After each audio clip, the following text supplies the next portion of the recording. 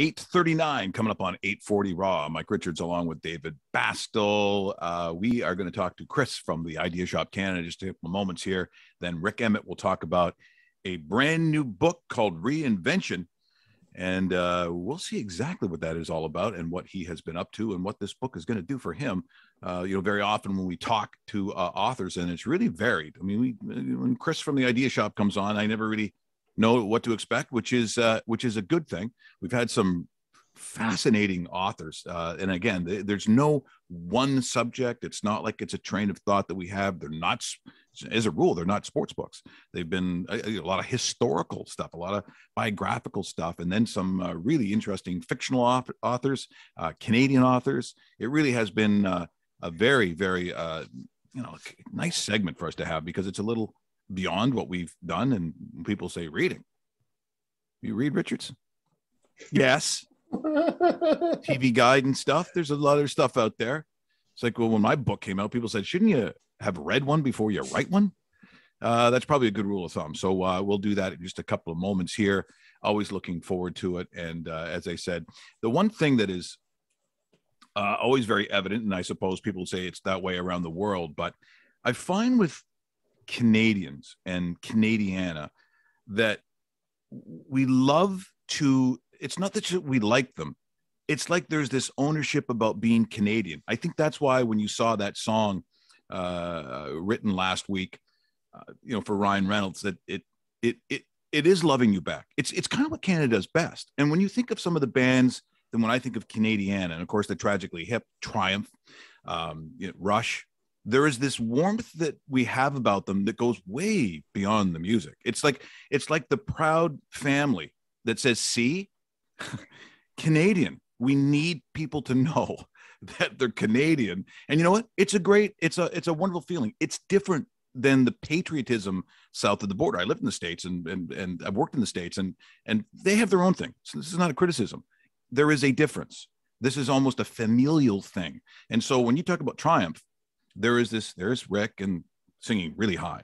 By the way, that's a high voice. When we started with a band, if guys were auditioning and we didn't like them, I knew what songs. I usually started off with Bastl Day. That's not nice. It's not nice. Don't do stuff like that. And then I pick a Triumph song. And we're so thrilled this morning. A guy who's just one of the good ones, Rick Emmett, joins us here with his brand new book, Reinvention. Good morning, Rick. Hi, Mike. Maybe I'll give you some money. You need a new guitar there, I think. And by the way, Chris from the Idea Shop, as always. Chris, thanks so much for joining us here this morning. My pleasure. Mike, I love this show. I love being on the show with you. And I wanted to wrap the year up. I thought to myself, what have we not done on the show yet? Poetry. Wow. But I'm not a huge poetry person. I have an appreciation for it. There always has to be something extra to bring me into the poetry. Big fan. A few years ago, Bob Dylan wrote a fantastic biography called Chronicles. It was an incredible read. It brought together different parts of his life in an intriguing way. It was not just a strict linear biography. Carrying on that great tradition, our friends at ECW Press, one of Canada's greatest independent book publishers, they have published the first ever book by Rick Emmett. It's called Reinvention Poems. Rick wrapped up a tour in 2018 after trotting every stage imaginable around the world, a virtual ambassador of Canadian music. Mike, Dave, I'm sure you guys remember the US Festival in 1983. Watched that. Was so proud when our band hit the stage. I'm like, America, take note. We can rock with a double neck guitar, with a unitard. We can make it happen. And here on the show today, I'm pleased to introduce you to Rick Emmett. 18 gold albums, 9 platinum albums, and now returning to his true love of writing, he's got Reinvention Poems. Fantastic. Welcome, Rick. Thanks, Chris. Wow, that was a nice long intro. Yeah. Good night, everybody. Yeah. Sorry. Guests of the show are staying at the Drake Hotel. Rick, you know what I think is so interesting, and I think a lot of people, upon hearing that you've got a book of poetry, the difference between what this is in terms of writing and then lyrics for a song. A lot of people would say, well, is that not the same thing? Am I not looking, you take the music away, you still have some literature that could be considered poetry. Is there a difference for you, or is it similar? Well, there's it's both. You know, there's differences that are significant, or else I would have just made another album. But there's a lot of similarities in the sense that one of the books that really inspired me, Adam Saul wrote this thing about how a poem moves, and Adam Saul is also on ECW Press, and I love his writing.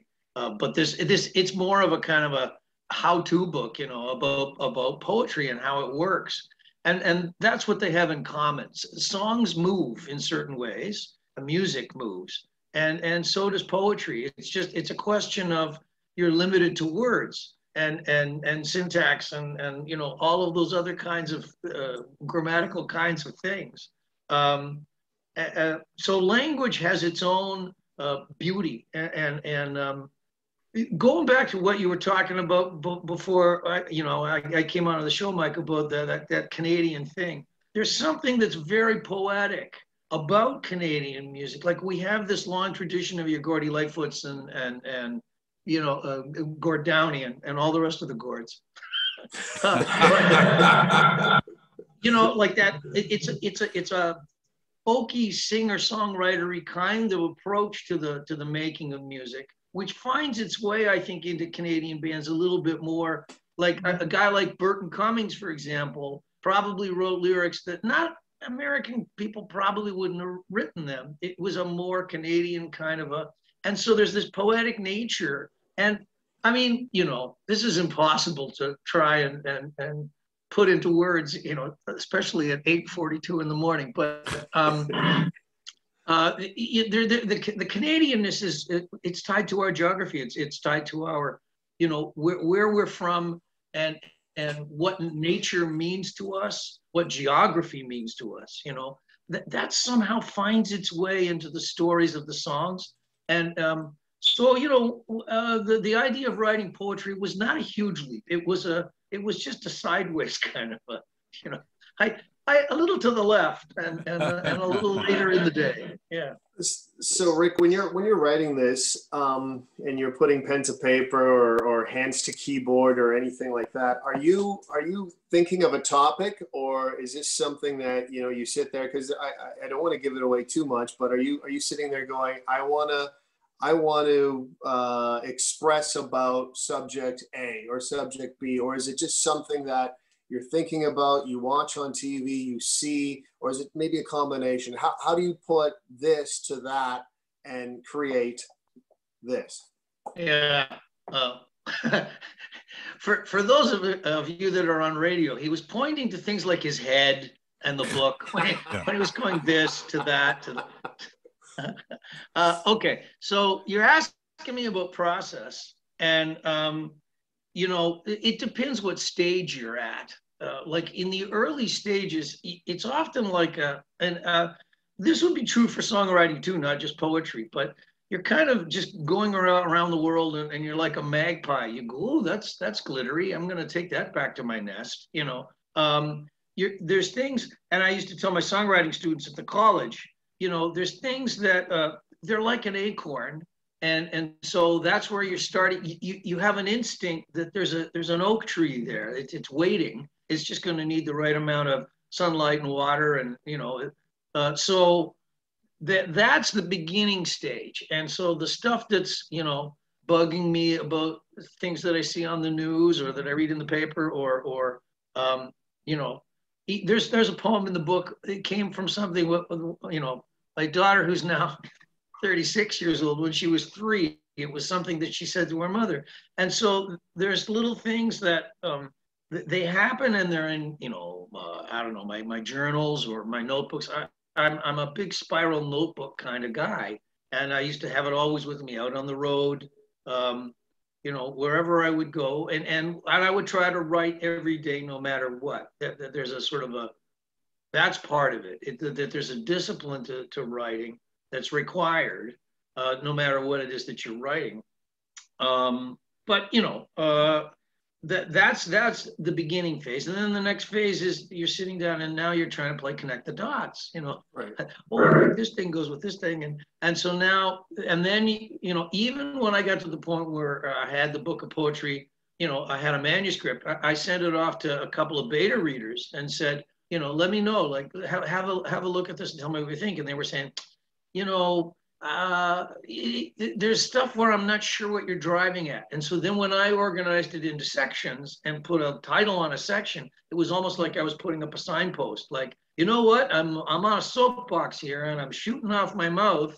And then people go, oh, I get it, he's pissed off about this, or whatever. So I think all of those things, when you're writing, they become important. It's like, if you pick the right title for a song, sometimes you're giving somebody, it's like you're opening the door to the house, and they go, I know what this house is. And they go, so, and I think there's something that, I need to talk about, which is the relationship of a writer to a reader, like, or a musician performing to an audience. There's a connection that it's up to you to sort of try and help make it happen. You can't expect too much of them. Although you don't want to necessarily work down to people or work up to people. You want to be honest and you want to work straight at them. But that's part of it. Like the truth of it, David, is that sometimes I get to the end of a poem, I go, what was I trying to say? What was going on here? And sometimes there is that element of a mystery to it that you're kind of hoping that somebody might listen to a song or read a poem and kind of go, well, I don't know what he meant, but this is what I take from it. And when a poem is really good, it kind of has that, and now for those of you that are just listening, my fingers are kind of spreading out. Yeah, I wasn't sure what was happening there. I was a little frightened. It's like, you want to sort of leave things kind of open so that people can find their own way in and maybe find their own truth of it.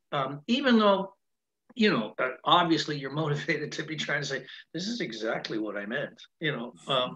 Sometimes, and I've been writing long enough in my life to realize, don't try to dictate. Like, if they want it, let them have it. Like, it's going to be theirs anyways, so let a reader have it or let a listener have it. Well, it's a great way of looking at it because it's interpretation, which is all art, right? Someone looks at an abstract painting, it could be very happy for some person, another person there's a doom and gloom to it. Interpretation exactly. For people, what they get. I mean, people always talk about, it's funny with the passing of Neil Peart. A lot of people talk about the storytelling and the writing. Now, for myself, growing up as a drummer, and my father being very musical, and the whole family playing all these instruments. See, I never understood lyrics. I only understood the music parts. And they go, don't you think it's amazing? And all I recall is when that jump from Rutsey to Peart, it was, hey, baby, it's 7:45, and all this kind of stuff that I sort of recognize. And then I pick up the one album cover and go, Xanadu, what's he talking about? Is this a song about trees fighting? What the hell is it? What is this all about? Yeah. But then that feeling that you get upon listening to those words, it truly is, as they say, in the eyes of the beholder. Now it's theirs, whatever your intent was. And I think that, what I really like, Rick, is that, because a lot of people do play down, whether it's comedy, whether it's a play, whether it's a stand-up act, whatever it is, you should give people credit that they do have value in their own thoughts. And that's why I think it's great about this book, because there's so you mentioned Gord Downie. There's something in there. There's something for Leaf fans. There's something that is relatable to what's going on in your life, because somewhere else, someone is doing the exact same thing. They may get a different interpretation than you, but you have laid it out for them. So it's almost like groundwork for their thinking. Yeah. And that stuff that you just talked about with Neil coming into Rush. I mean, I knew the band when it had Rutsey in it, and the thing that was interesting was, like, Neil raised the game, and Chris and I were talking about this yesterday because we'd watched the Beatles thing, and we were all crazy about, the whole thing about the way a band, there's the integration of a band, and then how you get it so that somehow or other the sum of the parts is greater than the parts in the first place. And Neil was someone who came into that band, and both Alex and Geddy had to sort of raise their game. They already had a high game. You know, they had a good game, and between them they had a very strong thing because they, you know, high school boys together in a band. You know, there's a kind of an integrity that you see when the lads from Liverpool are doing the thing. You know, you know, in comes Neil, and he does have this literate kind of quality that is making it so that they go, right. So, you know, this articulation that we have in terms of being kind of a progressive with an intelligence that speaks, you know. And I mean, when I was in Triumph, there was that whole thing of trying to raise the game, like from 75 to about 78. I wasn't sure what the band was going to be, you know, and the other guys had already picked the name long before I was in it, you know, like they decided this is what it's going to be, and we're going to be blowing things up, and we're going to have, you know, flamethrowers. Like they knew what kind of a band they wanted, you know. But what the band was actually going to be, and it wasn't until I started writing songs like "Lay It on the Line" and "Hold On" in particular was the one that was kind of like, we decided to call the band Triumph, but now the music was going to match this branding title thing. There was going to start to be an integrity to what the band stood for and what it was about, you know. And that's a crucial thing. Going back to your question about process and writing, there's a time when you realize the thing's grown its own legs, you know, a song or a poem, and it's getting up and it's walking around, and you're going, whoa, it's got its own integrity. Now I have to take that into account. That's now part of the process, that you have to respect this.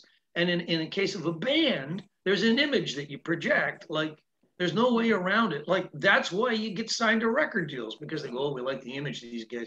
We think we can sell this, you know. But that thing, it has to have an integrity to it. There also was the sound too. I mean, Triumph did not sound like, even the recording didn't sound. And I always wondered, you know, how Gil got the sound for the drums. And then one day I found myself in Metalworks, and I went, oh, oh yeah, I get it now. I get it. Gil would have liked to have his own arena to be able to record the drums. Like, a warehouse was not big enough. He wanted I need to get the microphone 137 feet. And then the next one's got to be 1,370. Like, he liked ambience, and yeah, you know, you get the drum track done, and I go, there's no room for any guitars anymore. Like, I used to tell people, you know, the sound of music coming, it's like there's a pipe, and it's only going to allow a certain amount of stuff down the pipe. You can't, you know. So if the drums have filled up the pipe, you go, hey, there's no room for the well, guitars. I know. Sorry, we do have to run this. It's went by way too quickly, Rick. Fantastic. Thank you so much for joining us here this morning. It's great to see you again. Loved having you here. Chris from the Idea Shop, thank you so much for this. Another gift, and this is great right before Christmas, because this is available before Christmas. ECW Press. We thank you very much. Rick. Thanks so much, and hopefully we get a chance to talk to you again sometime. It's been a lot of fun here this morning. Dave, Chris, thank you. It was great.